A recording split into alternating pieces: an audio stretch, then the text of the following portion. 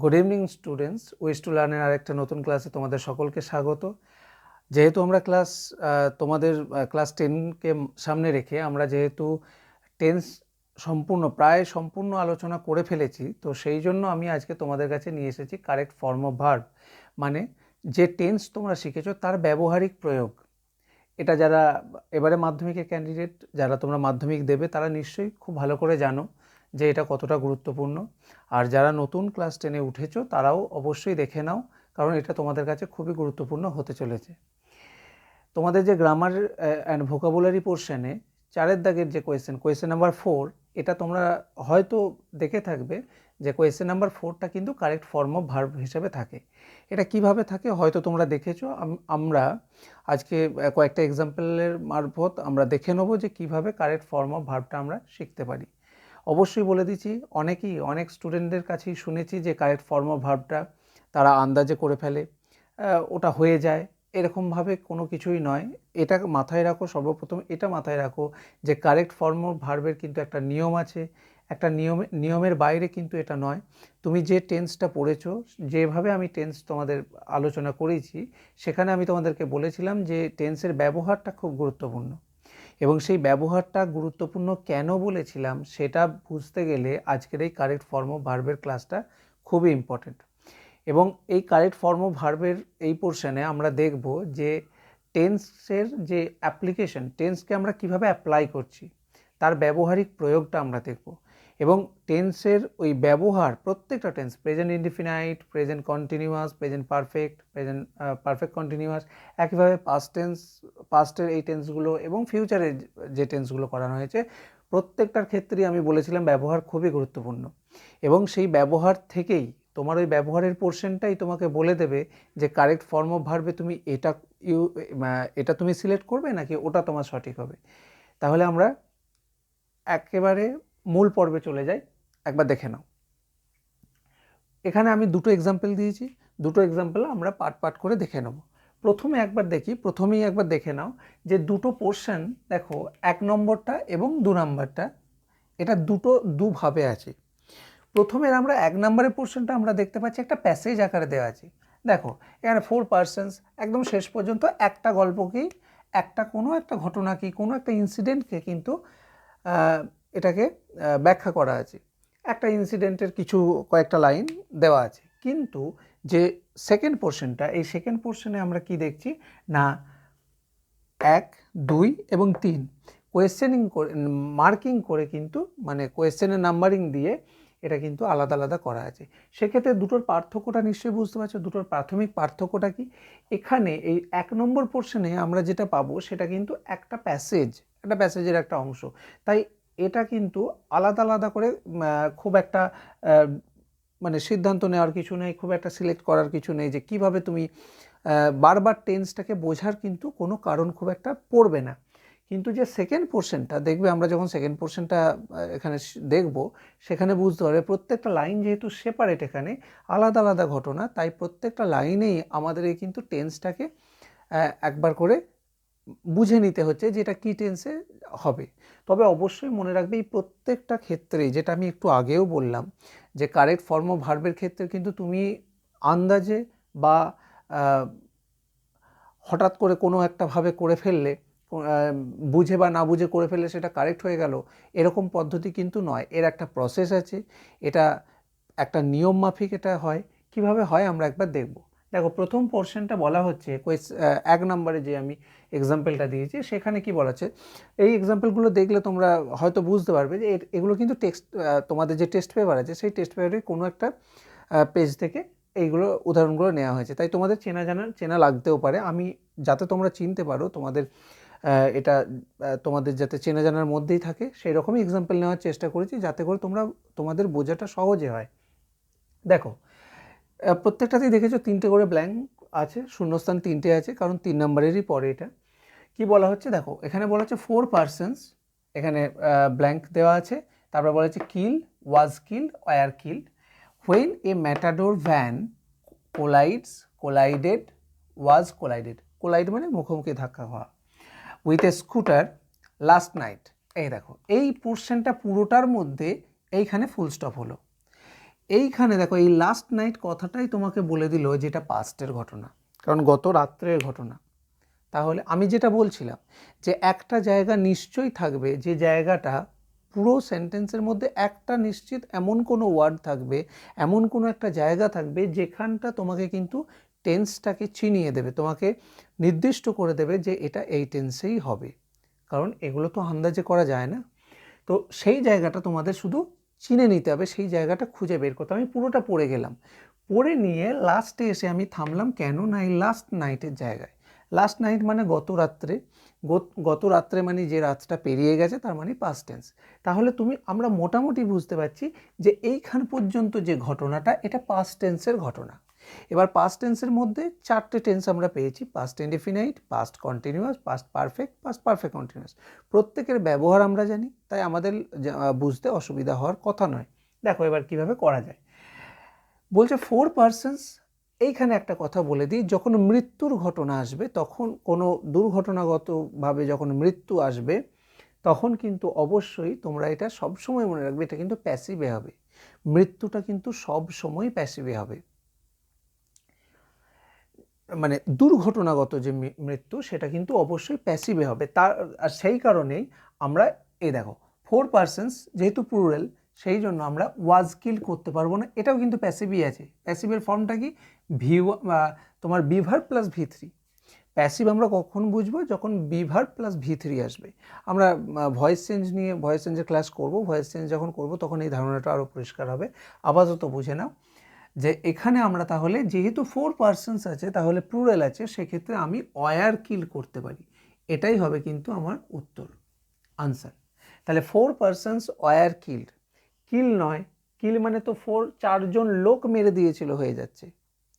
4জন লোক তো কারোকে হত্যা করেনি, তারা মারা গেছে, কোনো একটা দুর্ঘটনার কবলে পড়ে তারা মারা গেছে। সেক্ষেত্রে আমরা কি দেখছি না, আমরা প্যাসিভ ইউজ করছি। প্যাসিভ কখন আমরা ইউজ করি, যখন আমরা সাবজেক্টকে উজ্জ্ব রাখতে চাই, সাবজেক্টকে সামনে আনতে চাই না, বা আমরা সাবজেক্টকে জানি না। এখানেও দেখো এই যে দুর্ঘটনায় 4জন ব্যক্তি মারা গেল, এটা কিন্তু কে মেরেছে, কিভাবে মেরেছে আমরা কিন্তু জানতে পারছি না, বা এই সেন্টেন্সে আমরা কিন্তু তাকে সামনে আনছি না, তাকে উজ্জ্ব রাখতে চাইছি, বিহাইন্ড দ্য কার্টেন রাখতে চাইছি। সেই জন্য আমরা প্যাসিভে করতে গেলে আমাদেরকে কিন্তু ওয়ার কিলই করতে হবে। যদি আমরা সেই সাবজেক্টটাকে সামনে আনতাম তাহলে কিন্তু এই অ্যাক্টিভেই করা যেত। কিন্তু যেহেতু 4 পার্সন, এরা ভিকটিম, এরা মারা গেছে, তাই এটাকে তোমাকে প্যাসিভেই করতে হবে। আমি প্রত্যেকটা ক্ষেত্র কেন ঘটছে এটাও কিন্তু তোমাদের কাছে বলে দিলাম, যে প্যাসিভে হচ্ছে তার কারণ হচ্ছে এরা ভিকটিম, এরা কিন্তু কাজটা করেনি। কারণ আমরা প্রথমে জানি সেন্টেন্সের ফার্স্টে যে থাকে সে সাবজেক্ট, সে কাজটা করে। তাহলে 4 পার্সনস তুমি যদি কিল করো, তাহলে 4জন লোক মেরে দিয়েছিল হয়ে যাবে। কিন্তু এখানে মেরে দিয়েছিল বোঝায়নি, 4জন লোক মারা গিয়েছিল। এবার মারা গিয়েছিল by someone, by some incident, কোনো ঘটনার পরিপ্রেক্ষিতে পড়ে বা কোনো ব্যক্তির দ্বারা। সেই ক্ষেত্রে আমাকে এটা প্যাসিভ করতে হবে। বুঝতে পারছো নিশ্চয়ই? তাহলে 4 persons were killed when a matador, আমরা এতক্ষণে বুঝতে পেরে গেছি যে এটা পাস্ট টেন্সে আমরা লিখছি, ঠিক আছে। 4 persons were killed when a matador van, এটা তো বোঝার মানে খুব সহজেই বুঝতে পারবে। কোলাইডস হতে পারে না, কারণ ভার্বের সাথে এস বাই এস যোগ হয় প্রেজেন্ট ইনডেফিনাইটে, হতে পারে না। কোলাইডেড, ওয়াজ কোলাইডিং মানে ধাক্কা দিচ্ছিল, এটা তো হয় না। তাহলে কোলাইডেড, ধাক্কা দিয়েছিল, অবশ্যই এটা হবে। তাহলে কি হচ্ছে, when a matador van collided with, এখানে একটা জিনিস খুব ভালো করে দেখে নাও, কোলাইডেডের পরে কিন্তু এই প্রিপোজিশন উইথ আছে। একটা জিনিস শিখতে গিয়ে তুমি আরও সবসময় চেষ্টা করবে, একটা জিনিস শিখতে গিয়ে যদি আরও 5টা জায়গা সেখান থেকে কোনো ইনফরমেশন বেরিয়ে আসে, তাহলে কিন্তু সেই ইনফরমেশনটাকে আলাদা করে নোট ডাউন করে রাখার চেষ্টা করবে। এতে করে কি হবে, একটা জিনিস শিখতে গিয়ে তুমি কিন্তু তোমার ইনফরমেশনের যে জায়গাটা, সেটা কিন্তু অনেকটা পরিপূর্ণ হবে। যত শিখবে তত কিন্তু তুমি সেটা পরবর্তী ক্ষেত্রে অ্যাপ্লাই করতে পারবে। তাহলে আমরা এখানে কি শিখলাম, দেখো কোলাইডেডের পরে কিন্তু উইথ, তাহলে কোলাইডের সাথে কিন্তু প্রিপোজিশন উইথ যায়, এটা জেনে রাখো। এটা কিন্তু অ্যাপ্রোপ্রিয়েট প্রিপোজিশনের কথা বললাম, কোলাইডের পরে সবসময় উইথই হবে। এটা একটা জিনিস শেখা হলো, অবশ্যই সাথে নিজেরা আলাদা করে নোট করে রাখবে, আমি এখানে লিখছি না, বলে দিলাম। তাহলে collided with a scooter last night, হয়ে গেছে। গত রাত্রে 4জন লোক মারা গিয়েছিল মোটর ভ্যানের সাথে স্কুটারের সামনাসামনি ধাক্কাতে। আচ্ছা, the driver of the matador van, এইখানটা দেখো, the driver of the matador van is arrested, arrested, has been arrested. এখানে কিন্তু আরেকটা জিনিস খুব খেয়াল রাখতে হবে। আমরা ইজ অ্যারেস্টেড যদি করি, দেখতেই পাচ্ছ এটা প্যাসিভ, কিন্তু বি ভার্ব প্লাস V3 আছে। এটা শুধু অ্যারেস্টেড মানে গ্রেপ্তার করা, গ্রেপ্তার করেছিল, আর এটা হচ্ছে গ্রেপ্তার করা হয়েছে, গ্রেপ্তার করা হয়, এইরকমভাবে ব্যাখ্যাটা আছে। কিন্তু এখানে তুমি কোনটা লিখবে, দুটো প্যাসিভে আছে, একটা V2 আছে শুধু। তোমাকে প্রথমেই বুঝতে হবে যে এটা কি হবে, একবার বুঝে নাও, এটা কিন্তু প্যাসিভেই হবে। কেন? কারণ এখানেও তুমি একবার দেখো, the driver of the matador হচ্ছে এই সেন্টেন্সের সাবজেক্ট। তাহলে ড্রাইভার অথবা অফ দ্য ম্যাটাডোর, সে তো অ্যারেস্টেড হয়েছে, তাকে অ্যারেস্ট করা হয়েছে, সে তো কারোকে অ্যারেস্ট করতে পারে না, কারণ সে তো পুলিশ নয়। তাহলে আমরা সাবজেক্ট যখন আমরা সামনে দিচ্ছি, অথচ সাবজেক্ট অ্যাক্টিভলি যখন কাজটা করছে না, তাহলে আমাকে প্যাসিভই ব্যবহার করতে হবে। তো সেই জন্যে আমরা প্রথমেই বুঝে নিতে হবে যে এটা প্যাসিভ হবে। এবার প্যাসিভ হবে যখন আমরা এটা কেটে দিলাম, তাহলে এটা আমাদের আলোচনাতে আসছে না। এবার ইজ অ্যারেস্টেড না হ্যাজ বিন অ্যারেস্টেড। দেখো, ইজ অ্যারেস্টেড মানে যেটা তোমার হচ্ছে ওটাকে বলা হচ্ছে প্রেজেন্ট ইনডিফিনাইট।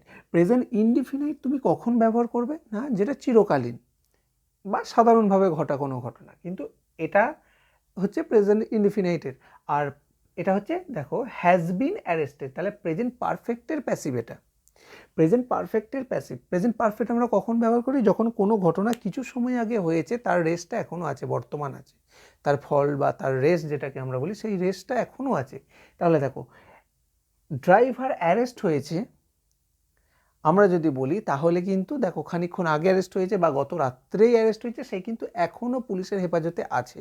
তাহলে তার ফলটা, অ্যারেস্ট হওয়ার ফলটা কিন্তু এখনও বর্তমান। এমনটা বোঝানোর জন্য আমরা কিন্তু হ্যাজ বিন অ্যারেস্টেড আমাদের করতে হবে। তাহলে পুরো বিষয়টা বুঝতে পারলে তাহলে সঠিক উত্তর হবে এটা, এটাও কিন্তু নয়। সেকেন্ড পোর্শনটা দেখো, এক্সাম্পল 2 যেটা আছে, এখানে এক্সাম্পল 2-এ আমরা কি দেখছি না, তিনটে ঘটনা আলাদা আলাদা করে নাম্বারিং করা আছে, 1 2 3 রোমান হরফে নাম্বারিং করা আছে। এরকম নাম্বারিং যদি করা থাকে, একটু আগে যেমন আমি ক্লাসের শুরুতে বলেছিলাম যে এরকম নাম্বারিং করা থাকলে তোমাকে কিন্তু টেন্সটা, প্রতিটা ক্ষেত্রে টেন্স কিন্তু আলাদা হবে। এটা যেমন একটা প্যাসেজ ছিল, মোটামুটি একটা প্যাসেজে সাধারণত টেন্সের ফ্যাক্টরগুলো, মানে টেন্সটা সাধারণত একটা টেন্সের উপরই প্রধানত থাকে। তো এখানে কিন্তু সেরকম হওয়ার সম্ভাবনা একদমই নেই। প্রতিটা ঘটনা আলাদা আলাদা ঘটনা এবং আলাদা আলাদা টেন্স সেটাকে সেখানে পাওয়া যাবে। যেমন প্রথমটা বলছে দেখো খুব ভালো করে, বলছে আই, এখানে ব্ল্যাঙ্ক আছে, বলছে হ্যাড ফিনিশড, উইল ফিনিশ, শুধু finish my project before I went out to play. দেখো আমি কি বলেছিলাম, এখানে দুটো ঘটনা একসাথে ঘটছে, ভালো করে খেয়াল করো। আমরা সাধারণত কোন কোন টেন্সে দুটো ঘটনা একসাথে কথা বলেছিলাম, past perfect tense, past perfect continuous tense, future perfect আর ফিউচার পারফেক্ট কন্টিনিউয়াস। এই চারটেতে কিন্তু আমরা দুটো ঘটনার মানে ঘটার এক্সাম্পল দেখেছিলাম বা সেরকম ব্যবহার আমরা পেয়েছিলাম। কিন্তু তার মধ্যেও পাস্ট পারফেক্টটা কিন্তু একদম ইউনিক। পাস্ট পারফেক্টের ক্ষেত্রে কিন্তু এরকম দুটো ঘটনা একসাথে ব্যবহার খুব সুন্দর এক্সাম্পল দিয়ে ইউজ করা হয়। সেখানে আমরা কি দেখেছিলাম, দুটো ঘটনার মধ্যে যেটা আগে ঘটছে সেটা পাস্ট পারফেক্টের ফরম্যাটে ঘটে, আর যেটা পরে ঘটছে সেটা পাস্ট ইনডিফিনাইটে হচ্ছে। এই লাইনটা একবার পড়ে দেখো, আই, এখানের যে পোর্শনটা আছে মাই প্রজেক্ট বিফোর, এই বিফোরটাই তোমাকে কিন্তু বুঝিয়ে দেবে। Before I went out to play, তাহলে দ্বিতীয় পোর্শনটা কিন্তু এই দেখো সাবজেক্ট V2 অবজেক্ট, তাহলে সাবজেক্ট V2 অবজেক্ট মানে পাস্ট ইনডিফিনাইটে আছে। তাহলে কোন টেন্সে আমরা সেকেন্ড পোর্শনটা পাস্ট ইনডিফিনাইট পেয়েছিলাম, একটু মনে করলে তোমরা বুঝতে পারবে যে পাস্ট পারফেক্টে। পাস্ট পারফেক্টের দুটো ঘটনার মধ্যে যে ঘটনাটা পরে ঘটছিল সেটা আমরা পাস্ট ইনডিফিনাইটে লিখতাম, আর যেটা প্রথমে ঘটছিল সেটা আমরা পাস্ট পারফেক্টে লিখতাম। তাহলে নিশ্চয়ই বুঝতে পারছো এই ঘটনাটা প্রথমে ঘটছে, তাহলে অবশ্যই had finished, subject had V3 object, এই ছিল পাস্ট পারফেক্টের বাক্যের গঠন, তাহলে আমাদের হ্যাড ফিনিশড হবে। তাহলে সেন্টেন্সটা এরকম দাঁড়াচ্ছে, I had finished my project before I went out to play. তাহলে বুঝতে পারলে দুটো ঘটনা একসাথে ঘটছে বলে আমরা খুব সহজেই মিলিয়ে দিলাম। তাহলে ব্যবহার যদি তুমি টেন্সের ব্যবহার যদি তুমি না জানতে, পাস্ট পারফেক্টের ব্যবহার যদি তোমার জানা না থাকতো, তাহলে এই ধারণা তোমার কিন্তু আসতো না কোনো মতেই, তুমি এটা ঠিক করতে পারতে না। আচ্ছা, সেকেন্ড পোর্শনে চলে আসি। সেকেন্ড যেটা আছে সেটা কি বলছে, দ্য জার্নালিস্ট মিট আছে, হ্যাড মেট আছে আর মেট আছে, ঠিক আছে। এখানে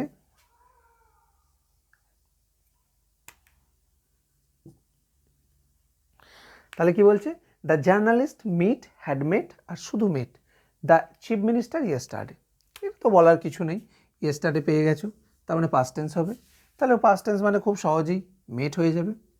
তাহলে the journalist mate the chief minister yesterday হয়ে গেল। এটা এটা বলার কিছু নেই, আলাদা করে দেখানোরও কিছু নেই। আচ্ছা, থার্ড পোর্শনটা একটু ভালো করে দেখো। থার্ড পোর্শনে বলছে রবীন্দ্রনাথ ইউজ টু ড্যাশ, এখানে আছে sit, sat, sitting, by the window. By the window মানে খেয়াল রাখবে, বাই দ্য উইন্ডো কি মানে কিন্তু জানালার পাশেই। তুমি বাই প্রিপোজিশনটা ইউজ করে তুমি পাশ মানে সাইড বোঝাতেও পারো, বিসাইড দ্য উইন্ডো মানেও যা, এই বাই দ্য উইন্ডো মানেও কিন্তু তাই। তাহলে এখানে রবীন্দ্রনাথ কি বলছেন না, এই দেখো ইউজ টু, এখানেও একটা জিনিস তোমরা এটাকে কি করে বুঝবে, দেখো ইউজ টু কোন ক্ষেত্রে ব্যবহার হয় বলেছিলাম, ভালো করে মনে করে দেখো। পাস্ট ইনডিফিনাইটের যে অতীতের অভ্যাসের যে পোর্শনটা ছিল, পাস্ট ইনডিফিনাইটের ক্ষেত্রে তিনটে ব্যবহার বলেছিলাম। একটা সাধারণ ঘটনা, একটা হচ্ছে অতীতের অভ্যাস, হ্যাঁ দুটো ঘটনা বলেছিলাম, কারণ তৃতীয় পোর্শনটা তো চিরন্তন সত্য, ওটা তো প্রেজেন্ট ইনডিফিনাইটেই চলে যাচ্ছে। তাহলে পাস্ট ইনডিফিনাইটের দুটো ঘটনা বলেছিলাম, একটা হচ্ছে পাস্ট সাধারণ ঘটনা অতীতের, আর দ্বিতীয় বলেছিলাম অতীতের অভ্যাস। এবং সেই অতীতের অভ্যাসে বলেছিলাম ইউজ টু বা উডের ব্যবহার। এখানে দেখো সেই ইউজ টু আছে, তাহলে বুঝতেই পারছো পাস্ট ইনডিফিনাইট টেন্স এটা। এবার ইউজ টুর পরে কি বসবে, ওখানে কি বলা ছিল, বাক্যের গঠনটা যদি তোমাদের মনে থাকে তাহলে মনে থাকবে যে ওখানে বলা ছিল ইউজ টুর পরে V1 বসে, ভার্বের প্রেজেন্ট রূপ। এটা দুটো কারণে বসে, একটা হচ্ছে টু এর পরে V1 ছাড়া কিছু বসতে পারে না, কারণ টু এর পরে V1 দিয়েই সেটা নন ফাইনাইট ভার্ব হবে।